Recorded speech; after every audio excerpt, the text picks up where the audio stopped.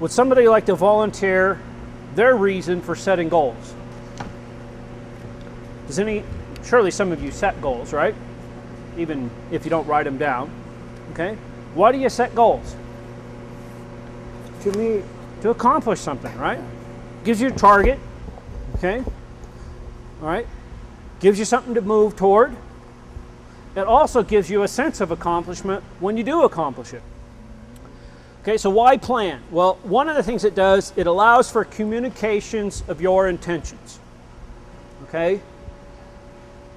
Now, whether you're running a business or ag operation or whatever it may be on your own or not, there's probably people you need to communicate with. Okay? Whether it be family members that are or are not involved in your operation, whether it be a bank officer because you're getting a loan or whoever it may be, you should be communicating with somebody, right? Okay? So when you start planning and you start setting those goals, it gives you an avenue to start to communicate what you're trying to accomplish so people understand that, okay? So if you're trying to get a sheep flock that's entirely twinning, when you're doing a lot of work, you want to make sure that people understand that you want to know which ewes are having twins, and you want to be saving offspring from those ewes. You don't want them sticking a bunch of singles in and saying, here, breed these. Okay, you got to have those types of communications going on. It also allows you to overcome roadblocks. Okay, it gets you rolling. You got someplace to go, it gets you rolling. So it forces you to make a commitment to accomplish that something. Okay, we're not going to harp on you and preach at you to say you have to write it down. You should write it down, though, because that's a commitment. You should tell people about it because that makes you obligated to go out and accomplish it. Okay? It also allows you to overcome impatience. Right? Ag is something where you're pretty much on an annual cycle. Okay? You're growing crops. You have your seasons happen. You're raising livestock. You got to kind of be patient there. It takes a while to build up the genetics in your herd if you're raising livestock. It takes a while to build up different things. When you have that target out there, it gives you, allows you to overcome that impatience, and it forces you to be disciplined, okay, to keep marching on towards that. It also allows you to overcome past failures, okay. You got a new objective, a new target. You may have failed on your last one, but now I got a new place to go, okay. So in short, it becomes a part of the cycle of learning, okay. I set a goal, I work towards it, things happen, I evaluate them, and I keep moving on, either adjusting the goal or setting new ones if I accomplish them. Okay, so planning helps move us forward. It helps us define which direction is forward. Okay, it's something as simple as that, so we know that we're moving the right place and accomplishing the right things. And it's for us and the others involved that we have that in place. It also gives us a chance to be proactive in our management, okay, rather than reactive. It's easy enough to say, I want to raise livestock, right? Okay, easy enough to say that, and then something happens and we just react to it, and 2 or 3 years go by and we got all these zigs and these zags, and pretty soon we have this herd of livestock that just looks like a zoo, and you aren't real sure what the heck's going on there, and you're like, what am I doing, right? Okay. Well, if you set a goal and you keep track of it and you evaluate it and all that kind of stuff, it keeps you on track, okay, and it keeps you being proactive. So if something happens and you have a disease or maybe a weather event that you lose some of your herd or whatever, you sit there and you make that evaluation. You say, okay, do I want to keep building from this core set of genetics I have? Can I bring in the genetics I need to match it and keep marching on to my goal? And you become a lot more focused, okay, and a lot more proactive, and you take a lot more control of your situation, okay? You might turn around and come up with a mission statement that says, I want to be known as the best producer of squash in the region, okay? And then you start defining, what does that mean, okay? I harvested at the peak of its ripeness, the best flavor, uniform size. I just build that. That's part of my mission statement, who I am, okay? I produce this vegetable is better than anybody else around. And if people have a choice, they come to me. Okay? And when I'm out, then they start looking at the other people. And that starts defining who you are and how other people look at you. Okay? That's an important piece, okay? Because it's a center for you to keep coming back to as you build your operation. All right, so the first step is this mission statement, and within that first step, probably the most important thing you can do, assuming you're working with somebody, is define your management team. Okay, if you're not working with somebody, this is a very short exercise, right? You just write your own name down, and you're the chief cook and bottle washer and everything else there is to do. Okay, but too many people sometimes start down this task of starting to lay out all these detailed plans, right? They're following their curriculum, they're coming to the workshops, right? Their dad or their brother or whoever else is in their operation is too busy to come, right? Nah, I don't understand all that stuff. I'm going to go out and chase the cows. I gotta check the water today, or whatever. They got 1,000 excuses not to come and begin the process or work on the process. If that's your situation, and I don't know how many or if any of you are in that situation, don't go home.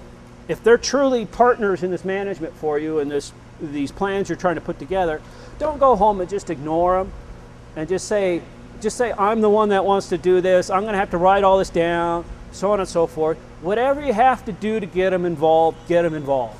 Okay, define your management team, because if everybody's not on the same page, moving in the same direction, you're spinning your wheels. Okay.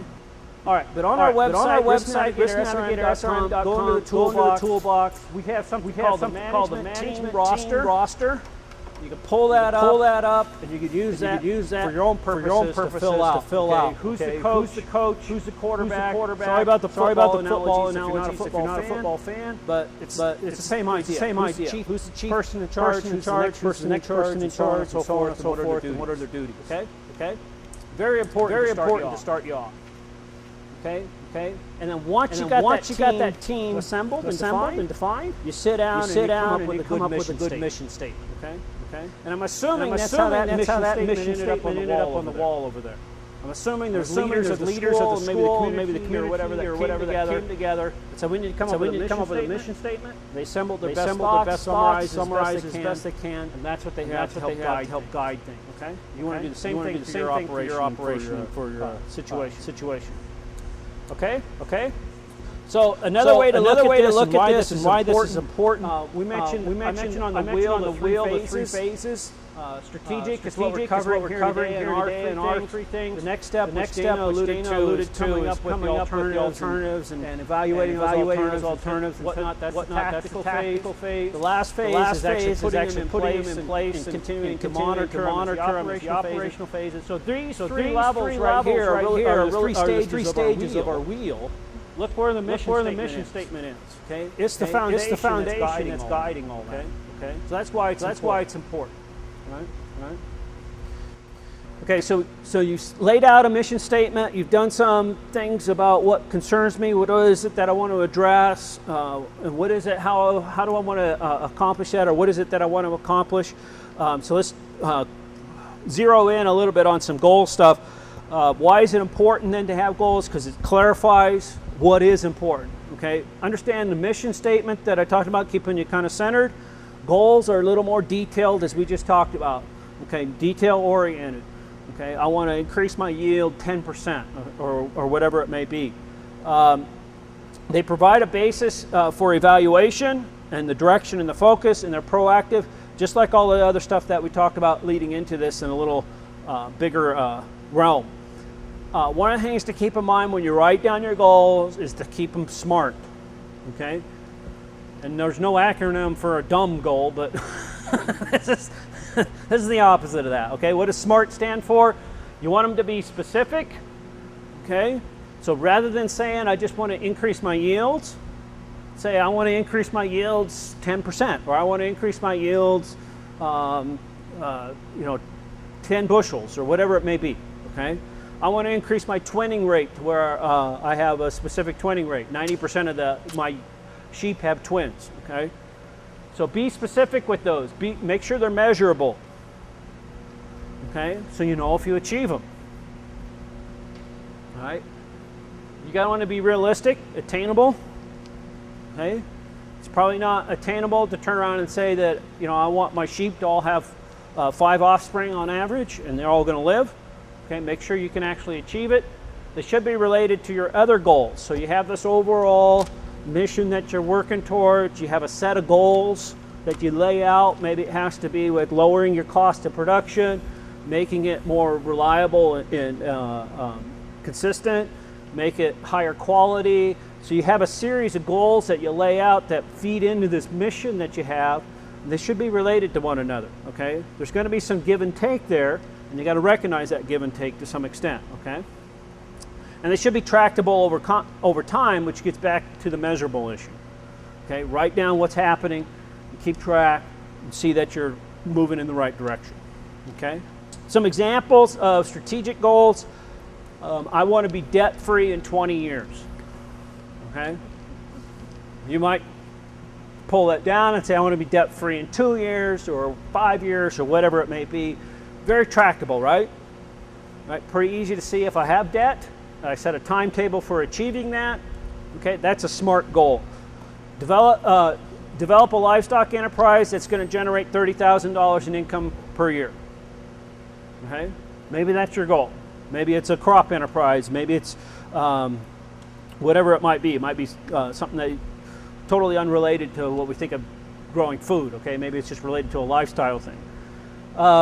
Increase the value of your crop yields produced by 10%, okay? And start to lay out some better production and better marketing, meaning you're working on both aspects. But you give yourself something tractable and specific that you want to attain, increase those revenues by 10%. If you're livestock, maybe it's increase or develop a range management plan that's going to increase my forage by 10%. Now, I know in your guys' situation with the group forage, that's tough to do, okay? Okay, but maybe there's something that you have control over that. But that's something that's common in our area where people have private control of specific range, okay? We have a strategic goal worksheet. You knew this was coming, right? We have a tool for it electronically online. Just like the mission statement worksheet, just like those other ones, you can pull it in and you can start laying out some goals for yourself, okay? And there's a sheet, you fill out a sheet for each goal. What we've done here today is the top piece of this, which is say, lay out that goal statement in a specific sense, okay?